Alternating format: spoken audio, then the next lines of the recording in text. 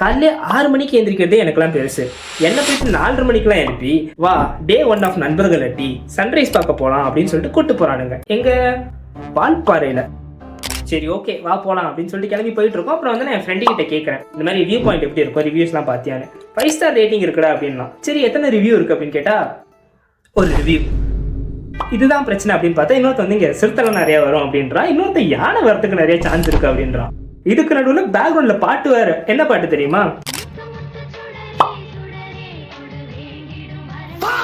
இதெல்லாம் தாண்டி அந்த வியூ பாயிண்ட்டுக்கு போனா அங்க ஒண்ணுமே தெரியல. அங்க இருந்து முதல்ல சன்ரைஸ் பார்க்க முடியுமானே தெரியல. சரி ஓகே இவ்வளவு தூரம் வந்துட்டோம், இன்னும் கொஞ்சம் மேலே போனோம்னா டாப்ல இருந்து பாத்துக்கலாம் அப்படின்னு சொல்லிட்டு ஒரு முடிவு எடுத்து அப்படி இப்படின்னு கிளம்பி மேலே போறோம். ஆல்மோஸ்ட் ஒரு ரோடு ஏறணும். அந்த ரோடு ஏறிட்டோம்னா நாங்க வந்து டாப்புக்கு போயிடுவோம். அந்த ரோடுக்கு முன்னாடி ஒரு போட் போட்டிருக்கோம், இங்கே யானைகள் நடமாடும் இடம்னு சொல்லிட்டு. நானும் என் ஃப்ரெண்ட்ஸ்லாம் குரூப்குள்ளே பேசிக்கிறோம், போலாமா வேணாமா போலாமா என்ன பண்ணலாம் அப்படின்னு சொல்லி டிஸ்கஷன் போயிட்டே இருக்கிறப்ப அந்த சைடாக வாக்கிங் வேறு அங்கிள் என்ன சொன்னார்னா, தம்பி போர்டெல்லாம் வந்து ஒரு ஃபார்மாலிட்டி போட்டிருக்காங்க, இங்கே யானையும் வராது பூனையும் வராது, கிளம்பி போங்கடா, போர்டே எவ்வளோ பழசாக இருக்கு அப்படின்னாரு. அப்படி இப்படின்னு சொல்லிட்டு டாப்புக்கு போனால் அங்கேருந்து பார்த்தா அப்படியே மேகத்துக்கு நடுவில் அப்படியே சன் வருது. ஒரு 10 நிமிஷம் அங்கே உட்காந்து பார்க்குறோம். ரொம்ப ரொம்ப அழகான ஒரு சீனரி பார்த்துட்டு அப்படியே ரசிச்சுட்டு ஃபோட்டோஸ்லாம் எடுத்துகிட்டு இறங்கி வரோம்.